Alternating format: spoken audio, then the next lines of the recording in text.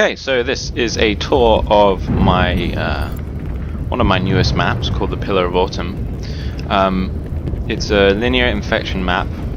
It used to be an aesthetic map, but now it's infection only. And I'm just going to turn the volume down actually. It's a pretty cool map. It's all one way, at least that's the idea when it works. I've had some trouble testing it out, but I'm looking forward to getting it to work properly. So I'm spawned on blue team, which is the infected team, so I'm going to show you how they start out the game. So they spawn up here and they fall through this fiery vent and land in these maintenance corridors, and then they come along here this way, and I've made it pretty obvious which way to go with arrows and pathways and stuff. You may notice this is quite different from the first video of the map I uploaded on YouTube back when it was just an aesthetic map. There's floor numbers now and slightly different lighting, better lighting, because I cleared up the light map and I got rid of the pistons and stuff just because they were slowing down the gameplay and I didn't need them. They were just there to be cool. But yeah, the light map is greatly improved.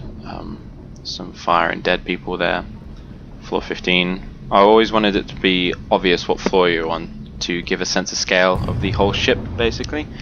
So the infected start up here, or there is technically another spot they can spawn somewhere else, but this is the most common spot because there's 2 spawns for them. And then you want to go on here and smash this vent down, and you fall down the elevator shaft. And then there's another one. And if you noticed, I got rid of the other piston there as well. So you fall down here. No way back up. And you come into one of the dining rooms, I guess you could call it. And this is where the survivors spawn. So they spawn here, and there'll be a door. You can't see on here because it only works. It's a scripted thing, and it only works in infection. But there is like I guess it's just a door, and it starts closed, and it takes about 45 seconds to open, which means that the survivors can't immediately start running away. And the reason I did that was A, to make it a bit harder, and B, because I wanted the spawning stages to be utilized properly. So I'll explain that in a bit. There's different tiers of spawning, but first of all I'll show you some of the things in this area. So this is where they all start. There's a couple of goodies in here. I'm not going to show where they are, but there's hidden plasma grenades and damage boost power up. There's some vehicles through there which we can't access, kind of like little T's. Another part of the ship, I guess. If you come down here, this is another corridor with some details and fire and stuff.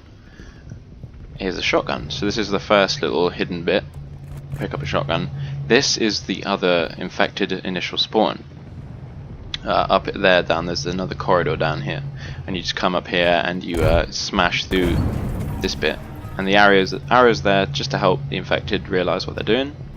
So this is why this shotgun is a high risk, high reward sort of thing, because you could get really quickly infected. But this is an initial spawn for infected, and it's also a respawn for infected. And so they come down here and sprint down the corridor. I made it quite long so that there's a lot of time for people to prepare when they see infected coming down here. But yeah, then they'll also smash down there, and it's quite freaky actually when you spawn and you first hear the infected running down these corridors, and then they smash open the ventilation shaft, the elevator shaft, and they start running towards you quite slowly, but they're really tough, so you just gotta run. And then up here you can see a window which leads into another part of the map actually, which is kind of to tease you for what's to come, and also it means once you're up there you can look down here and you might be lucky enough to see infected down here, and you can kind of taunt them through the glass basically. So I thought that was quite cool. But anyway, what you want to do if you're a survivor is to go down this ventilation corridor. All these sort of corridors I've made as ventilation for the ship, because my lore behind this is it's on the Pillar of Autumn during its discovery of the first Halo ring, and the reason there's so many of these ventilation shafts is just because this is a rather high temperature section of the ship. Maybe it's near the engine room or something, so there's loads of ventilation shafts to keep the ship cool, and they're the things that you traverse to get from different areas of the map basically. So as I was saying earlier about the different tiers of spawning, different checkpoints basically, I already said that there was a initial spawn up there and a respawn for the first wave of zombies. The other respawn area is actually directly up the ventilation shaft, so the zombies will spawn up and they'll fall down, so they'll spawn in midair at the top because the elevator shaft goes up pretty damn high. So they'll spawn and land down here. So that's what happens if they respawn and the survivors haven't triggered the next checkpoint down there. And then this is the third one, so they'll spawn in here, if I can get through. They'll spawn back here and come through this way.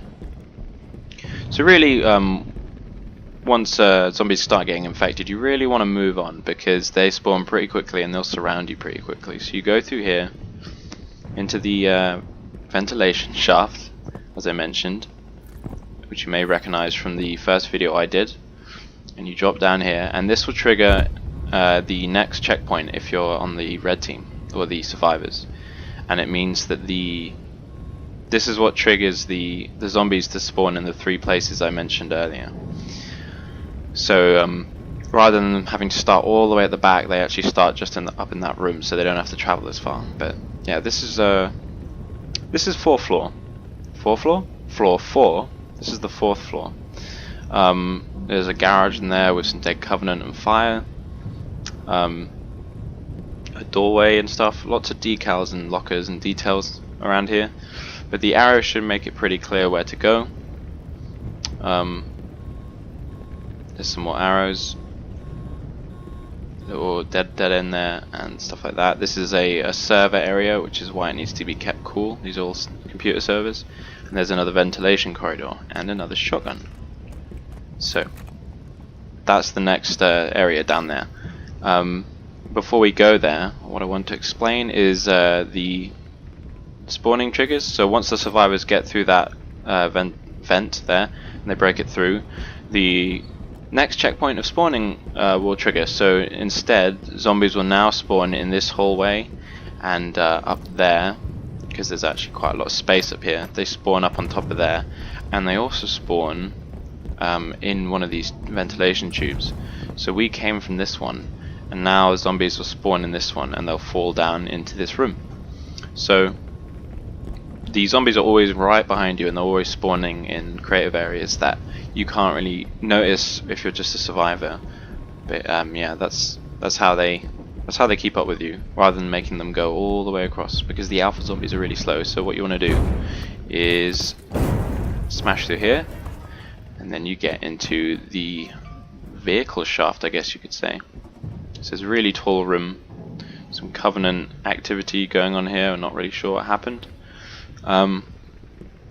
More vehicle bays and doors and stuff like that. Arrows to make it obvious, especially on the walls. But it should be pretty clear. You just got to climb up here. So this is the bit I like, because you're scrambling up these boxes, and you can often have the infected right behind you, trying to kill you and stuff. And it's really, really intense running for your life. But yeah, follow the arrows, follow the platforms, and up here, you notice we left on floor 4, and we're going to go all the way up to floor 11, I think.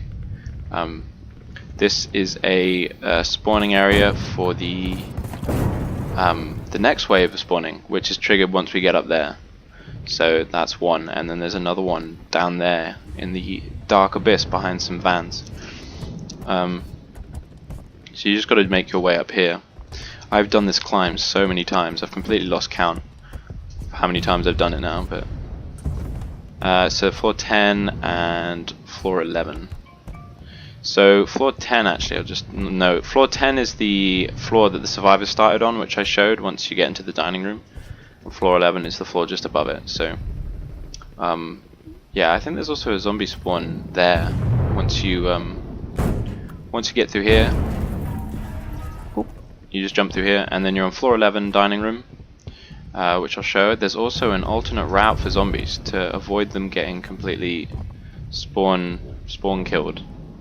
Is this ventilation shaft, proper vent, which you can climb through, and there's a little cheeky 2 plasma grenades for people who take the risk of going through here because it's quite slow. But that's the other entrance really, and then you get into the dining room on the 11th floor, which is a little bigger because it's directly above the 10th floor, as you can see, as I explained earlier. But you have the room that in the 10th floor, the room's full of vehicles over there, but in this one you can actually access it and it's the way through. There's some more arrows to make it obvious here as well. But I like this ventilation, this little vent, because it's quite hidden, especially if you're just standing here. So like the zombies could kind of cut you off guard and just appear out of nowhere there. But yeah, we want to get through here. Down here is one of the doorways for the elevator shaft that we first dropped through at the beginning of the match. A little bit of continuity there, because the one down here, actually, the door has been blown open, as you can see down there. But yeah, that elevator shaft actually goes up to the 15th floor, which is the floor we started on. So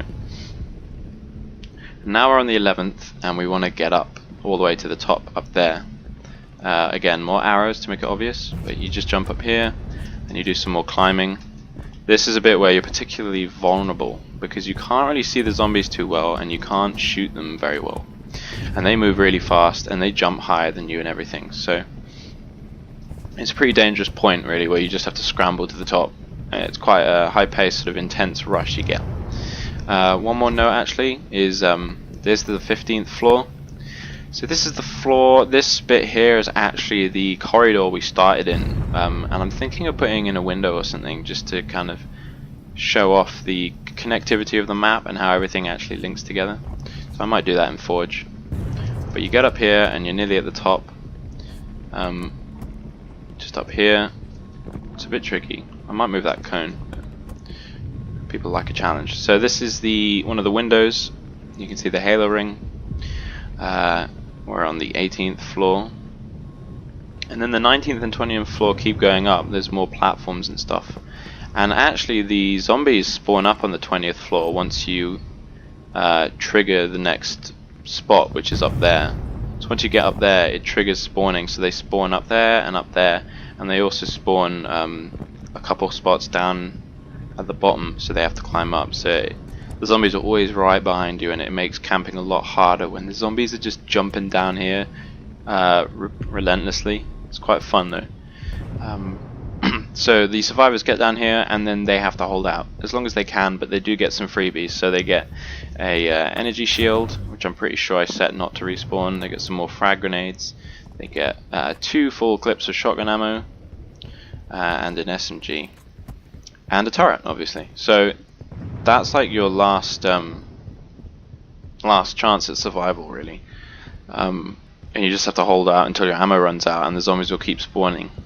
So it is a lot of fun. I haven't had much chance to play it very often with a lot of people because Halo 5 PC is just completely dead and barely anyone plays it anymore, which is unfortunate. But this is available on Xbox, so if you want to play it, just look it up. It's called The Pillar of Autumn, and it plays with POA Infection game type, which is just an infection variant. So, and one more little thing is down there you can technically get to the start of the map, but there's a shield door in the way. But that's another little bit of continuity, which is cool. So the zombies actually first spawn in there, and you end the map right here. So that's quite cool. But yeah, I mean that's the whole map then. Not much else to say, except I hope when you play it you have a lot of fun on it. I hope you find the little extra weapons and whatnot that I've hidden around the map. It works best with as many players as possible, I think, and the game type is designed so that the alpha players are really strong but really slow. So you need a lot of teamwork to take them out. And if it's just 1 or 2 of you, you basically just have to run for your life because they are really tough. But yeah, that's pretty much the whole map. So thanks for watching. I hope you enjoyed, and I'll leave links in the description. Thanks guys. Bye bye.